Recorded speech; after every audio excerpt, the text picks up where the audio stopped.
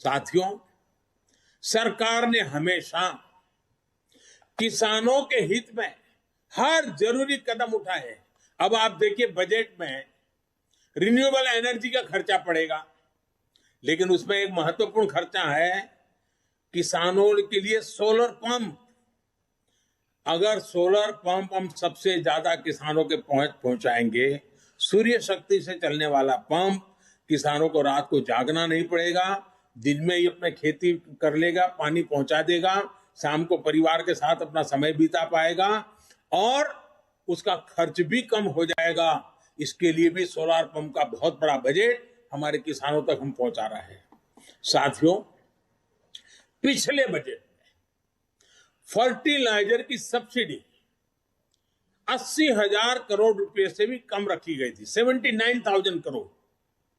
लेकिन कोरोना के कारण अंतर्राष्ट्रीय कीमतों में सप्लाई चेन में गड़बड़ होने के कारण बहुत बड़ा उछाल आया। अब जहां हम करीब 80,000 करोड़ का प्रावधान किया था, हमें 60,000 करोड़ और लगाने पड़े। करीब करीब 1,40,000 करोड़ रुपया फर्टिलाइजर के लिए, जो पहले कभी नहीं करना पड़ा था। इसलिए क्योंकि फर्टिलाइजर का दाम बढ़ा है, लेकिन वो किसान पर बोझ न बने, इसलिए सरकार ने उसको झेला ताकि किसानों की लागत न बढ़े, उन पर अतिरिक्त बोझ न आए। और इस बार इस सब्सिडी को 79,000 से बढ़ा करके 1,05,000 करोड़ रुपए किया गया है, ताकि मेरे किसान भाइयों बहनों को फर्टिलाइजर के लिए संकट का सामना न करना पड़े। और आने वाले कुछ दिनों में हम एक नई योजना लेकर के आ रहे हैं, नैनो फर्टिलाइजर।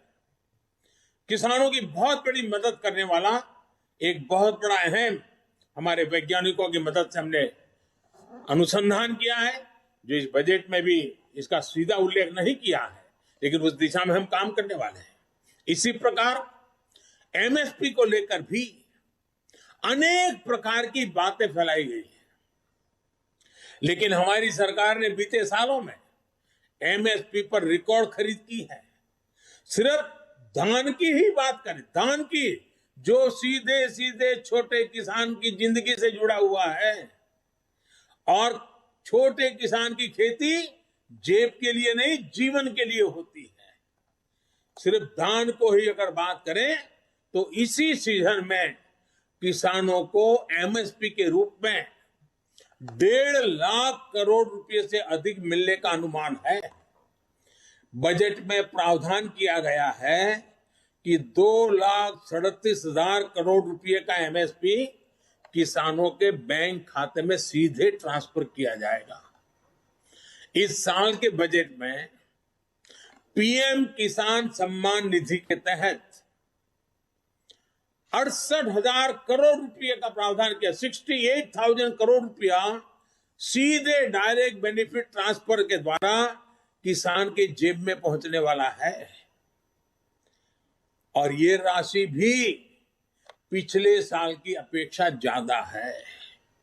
इसका लाभ भी देश के 11 करोड़ से अधिक किसानों को होगा, और छोटे किसान के लिए तो ये रकम बहुत बड़ी होती है, उसको खेती में कुछ करने के लिए हिम्मत देती है। हमारे ग्रामीण क्षेत्र को, हमारे किसानों को बेहतर सड़कों का भी विशेष लाभ मिलने वाला है। प्रधानमंत्री ग्राम सड़क योजना का बजट पिछले वर्ष की तुलना में 36% बढ़ाया गया है। वहीं रेलवे भी छोटे किसानों की मदद के लिए विशेष प्रावधान करने वाली है। साथियों, नए संकल्प लेना, उन्हें पूरा करने और पूरा करने के लिए जी जान से जुट जाना युवाओं की स्वाभाविक प्रवृत्ति होती है। भाजपा युवा आकांक्षाओं और युवा सपनों को समझती है। ये इस बजट में भी स्पष्ट रूप से दिखता है। इस बजट में स्टार्टअप्स के लिए टैक्स बेनिफिट को आगे बढ़ाया गया है।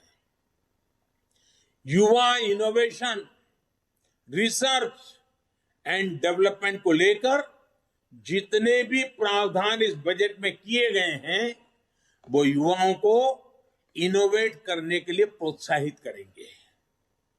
मैंने खेती में जिस ड्रोन टेक्नोलॉजी की पहले चर्चा की, वो भी एग्रीटेक स्टार्टअप्स को प्रोत्साहन देगा। डिफेंस के क्षेत्र में स्टार्टअप्स हो या फिर डिजिटल करेंसी जैसे प्रावधानों से फिनटेक से जुड़े स्टार्टअप, ये युवाओं के लिए अनंत संभावनाएं बनाने वाले हैं। और स्टार्टअप की विशेषता है, स्टार्टअप जॉब क्रिएटर भी होते हैं। साथियों, युवाओं को शिक्षा और स्किल के बेहतर अवसर देने के लिए बीते सालों में टेक्नोलॉजी का दायरा निरंतर बढ़ाया गया है। इस बजट में इसको विस्तार देते हुए पहली डिजिटल यूनिवर्सिटी बनाने का फैसला किया गया है।